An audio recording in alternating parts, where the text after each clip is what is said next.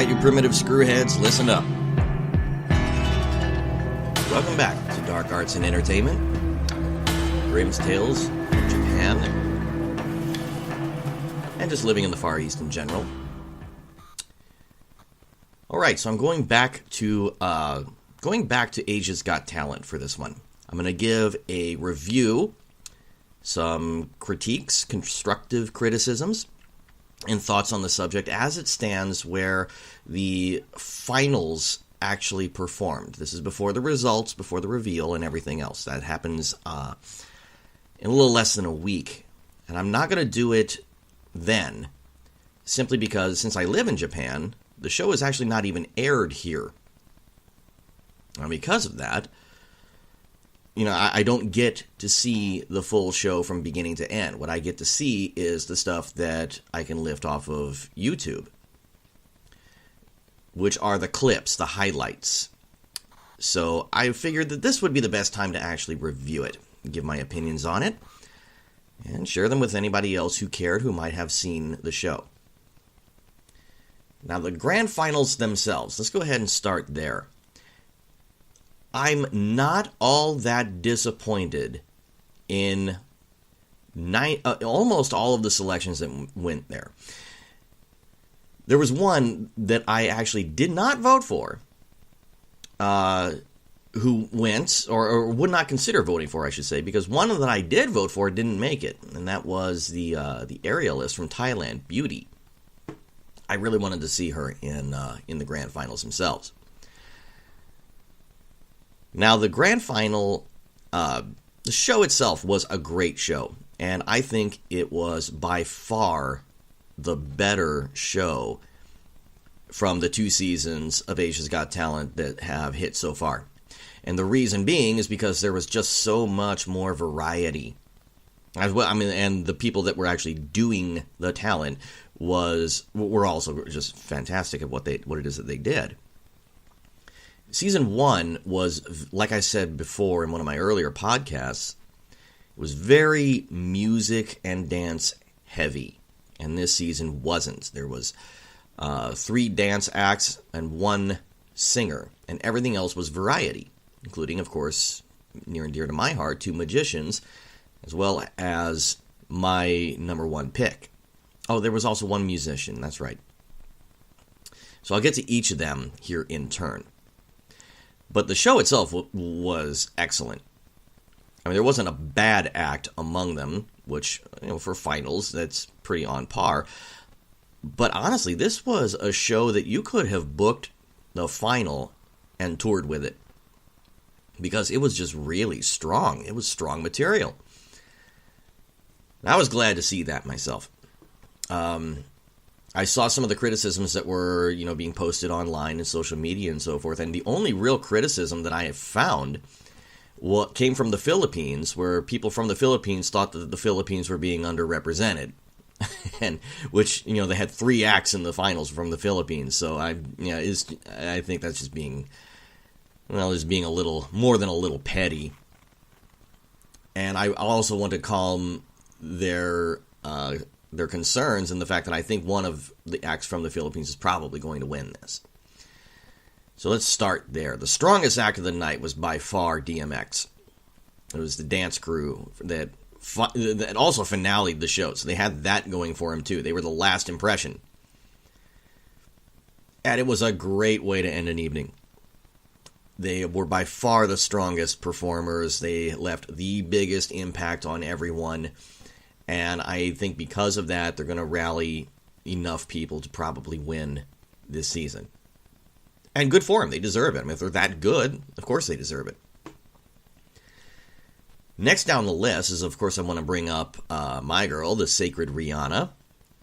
I loved the lament configuration box from Hellraiser motif that she did. It was crazy. Whereas most of her other performances have been a little have relied on suspense more than scare. This one, I guess she just figured, screw it, I'm going to go full out. And she had that thing where she conjured all the zombies from the box and then controlled the zombies, as well as proving herself to be the all-powerful Yurei that she was. There is not a shadow of a doubt in my mind that she's going to tour with her own show. This made her. This was the big break for her. And I'm going to do a video on, or a podcast, I should say, on the big break and how important that it really is and how to get it. This was hers. This was her blowout, breakout moment. And I cannot wait to, number one, see her show someday. If it ever comes to Japan, or if I'm ever in an area where she's performing, I would absolutely spend money and time checking out her show. Hopefully someday, and this is kind of like the long-term goal, I'd love to perform with her. My show is described as a little on the dark side. My character is not so horror, but definitely suspense, and makes people nervous. More on that later. I think a great show, I think my dream show, if I could ever put it together, would be myself performing with the Sacred Rihanna and Dan Sperry. I think that would be awesome. Now, for some of the other acts that really stood out to me, one was, let's go ahead and talk about the other magician that was in it. What was it? Sophie from Syria.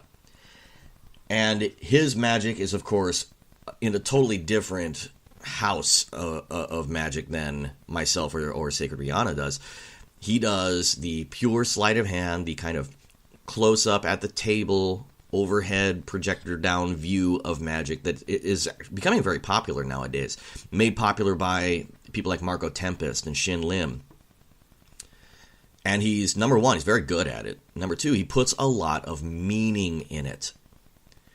There's some people who do this, and it's one of the things that I don't like about magic is it's all about the skill. It's like, watch the adventures of the props in my hands, and they're amazing. And while that's true, the best are the ones that can combine that with meaning, reason behind what is going on with the props, as well as how the magic is happening.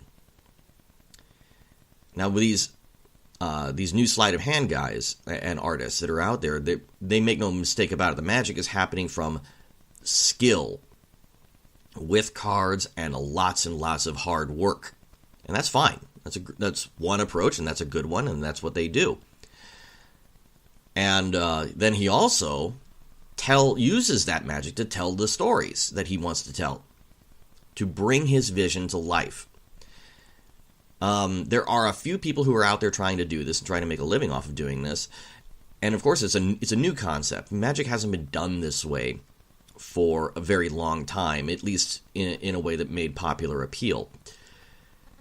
Now it's becoming more popular, and I have no doubt in my mind that he's going to get plenty of work, that it's going to be extremely popular, and he's in for a long and successful career. All of that heartache, all of that, sacrifice that he put into his life is going to pay off now, and I'm very happy to see that happen. So, good for you, Sophie.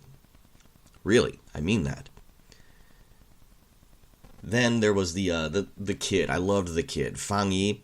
Oh, how much energy just washes over that gigantic audience, emanating from such a little tiny thing on stage, playing a little tiny instrument, in quotation marks, which is really more of a toy, and it just affects everybody. You just cannot help but like him. I really love that group. Oh, let me see if I can remember their name. They're the ones from Kyrgyzstan. The Adam dance crew. Wish I remembered that one offhand, but I just don't. It's not coming to me right now. But I loved their work. And this last one, unfortunately, I don't think was their strongest performance, and that's one of the reasons I don't believe that they're going to do better than they will. They should, because again, this is their show. If it ever came to town, I'd be happy to spend time and money to go see it. I really enjoy their work. very creative, bringing visions to life. So that is what an artist does, and they qualify for that. The only thing is unlike the DMX crew that did their dance routines, they had non-moments. See, the DMX, what made them so strong is there were no non-moments in their act. Whereas some dance crews, like the 8M dance crew, sorry about that, and who was the other ones? Urban dance crew, right? Yeah, Urban Dance Crew. They opened the show. They had non-moments during the course of their performance. Moments where it was basically filler until the next big thing happened or the next meaningful thing actually ended up happening. And that, I think, will probably end up hurting them a little bit. The advantage to having no non-moments, like in DMX's case, is the fact that you hold attention all the time from beginning to end. The disadvantage, of course, is it's got to be exhausting. I mean, how do you make a 90-minute show out of that? You can't unless you have to take breaks and go back into the back and rotate out with IVs in your arms. It will wear down on you. There's just no way around that. So I don't see them touring with a 90-minute full show of nothing but non-moments. They're going to need help. But still going to be a great show. The harpist, was she from Singapore? Was she from Taiwan? No, she was from Indonesia. Angela was her name. Good, very good. Definitely an excellent singer. By playing the harp, sets her apart, makes her unique. She's gorgeous, drop dead gorgeous. But the problem was, I think, with her gimmick with the harp, she almost sort of hides behind it. And it doesn't really free her up to do that much more. If she's willing to put away the harp and come out and be a singer, I think she's excellent. I think she'll have a career ahead of her if she goes into musical theater. The music industry as a whole is undergoing some dramatic changes right now, thanks to the new shift in modern technology. So album making, I'm not so sure. But live entertainment, absolutely. She could definitely smash things out in musical theater and even solo performing. But it would be live, and she's got to be willing to put down the harp. Now, one of the other acts that stood out to a lot of people, of course, was that beatboxer, Neil, from the Philippines. And I like his story, too, because he was a contestant who made the live auditions back in the first season, which was 2.5 years ago. But he didn't make the final show. He didn't make the live shows. They cut him from the judges' cuts. So he came back. He did his thing in the Philippines as much as he could, and he came back this time. He impressed the judges again, went on into the live shows, and is worthy of the finals. He was worthy in season 1, but the judges' cuts were just not good to him. If he had made the judges' cuts in season 1, he would definitely have made the finals, in my opinion. He's cool. I mean, what he does is really cool. It's an extraordinary talent that people would come from far and wide to go and see. I don't predict him winning. I predict him making the top 5, but not winning. Just at least the top 5. But because, again, I think just DMX is going to walk away with it. And the popularity behind Sophie and the Sacred Rihanna is probably going to outdo him too. Who else am I forgetting? Oh, the guy from Mongolia. Now, season 1, Kuzak Tun was the Mongolian act that came out and did the throat singing, the traditional Mongolian music, and they were outstanding. I loved it. I mean, I never really thought about Mongolia, not even as somebody who lives in Asia, until I saw what they did, and I started looking into it. Now I'm fascinated by this idea, and I can't wait to actually go and see it and hit it. And now here comes somebody who does an act from Mongolia that is more high-tech than anything I've seen here in Japan.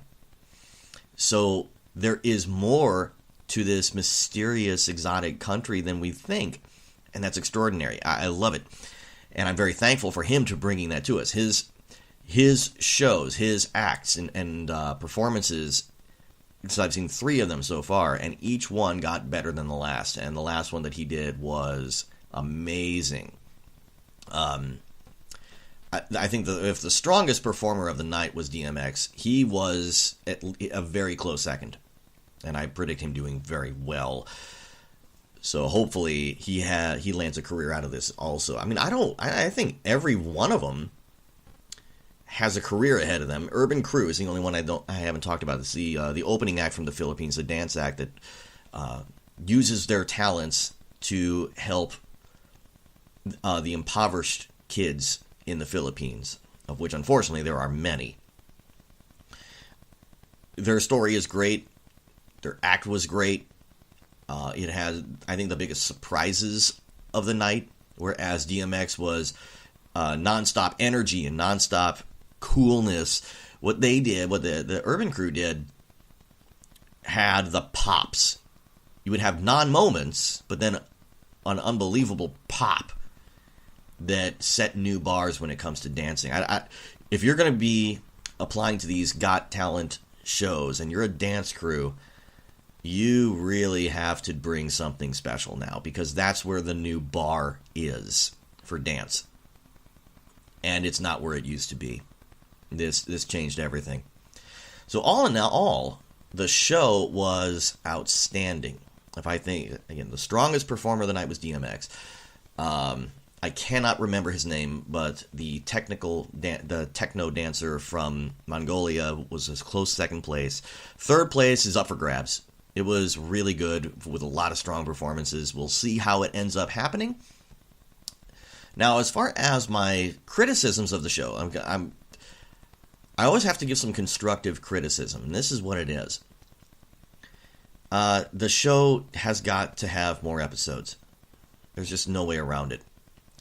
It needs, at the very least, it needs an extra episode for a judge's cuts, where the performers, you have the golden buzzers who go on, you have the people to get selected to go on. You should have some people who are not selected and are dropped, but then a middle group, like they do in some of the bigger Got Talent shows, where they get one more chance to fight for a spot, to perform in front of the judges one more time before they're eliminated. I think that would make for a far more successful season. I think it was only fair, because they do things like that in the American show and in the Britain show. And this one is big enough, with enough viewers and enough contestants and enough interest to merit at least one extra show, and maybe even one extra semifinal. The final itself should have, that's one of my next criticisms, is the final itself should have more than 9 performers. I know for time constraint purposes, it's probably 9 is what they want. But again, this merits more. Some of the other talent shows have like a top 12, which would be ideal, in my opinion, as a viewer. Not as a producer. There's always that to consider.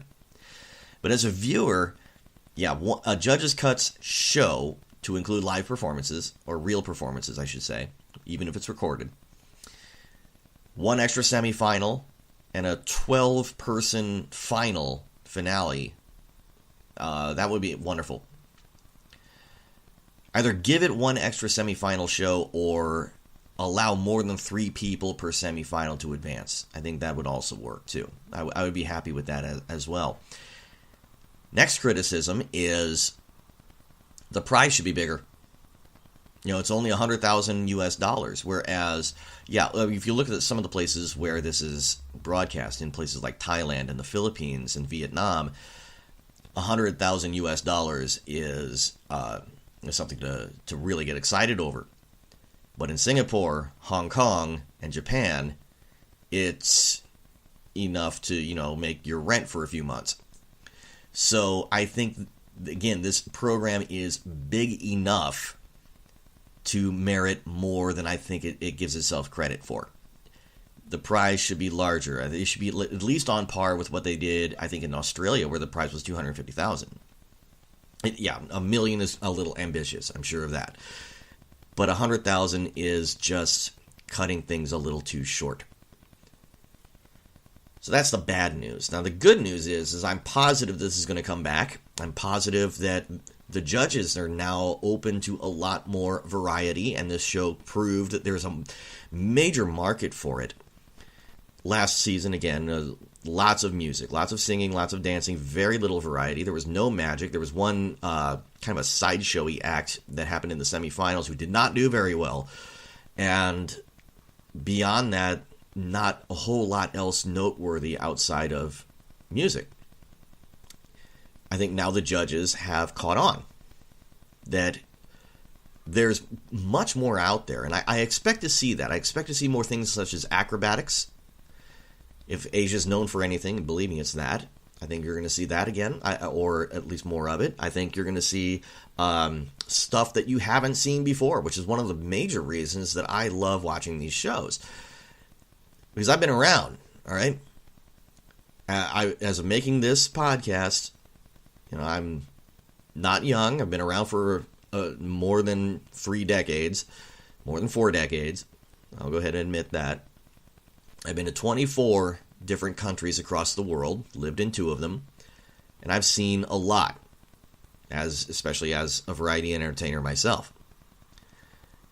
But every time I watch one of these shows, or at least most times, I'll see something that I'd never seen before, and that's what I look forward to most. I think in the next season, in season 3 of Asia's Got Talent, you're going to see more of that. I think you're going to see something that even I have not ever seen before, and that's exciting. This season has smashed the record book. Season 1 broke all kinds of records around Asia as far as viewership and ratings go. Season 2, I think, so far, again, the season's not over yet, but outdid it. And I'm glad to see that as well. So hopefully, last criticism, we don't wait another 2.5 years before the next one. That's going to be painful. Not just for me as a viewer, but also for me as a future contestant. I have every intention of, once again, trying out for Asia's Got Talent during the next season, season 3. And I will keep you abreast of how all of that works, or works out, or does not work out. I'm not sore about not making this season. Believe me, that's how this business works. But I am going to try again, and hopefully it won't take as long this time to get involved. So you get involved. Get on the YouTube channel if you haven't seen it, because some people who watch or my videos and listen to my podcast, they don't live in the Asian area. So hop on YouTube, make comments, get on their Facebook page, get involved in the conversation. The more interest there is in it, the better chances there are. And the better off you're going to be, because you are going to be a witness to some excellent variety entertainment. And that's what matters most. This stuff, to me, is very important to bring visions and bring mystery and wonder and excitement to you, because I love it myself. So, hopefully they'll do that. I'll keep you abreast on it, and we're back to our original spooky, weird programming coming up here soon. And as always, if you have any stories, if you have any comments or questions, I want to hear them. Shoot me a message at any time at any of the outlets where I broadcast these podcasts from my YouTube channel or my Facebook page, and I'd be happy to address them in turn. So, until next time, thank you once again for listening, and remember, some mysteries are not meant to be solved. Some are meant to be savored. Grim out.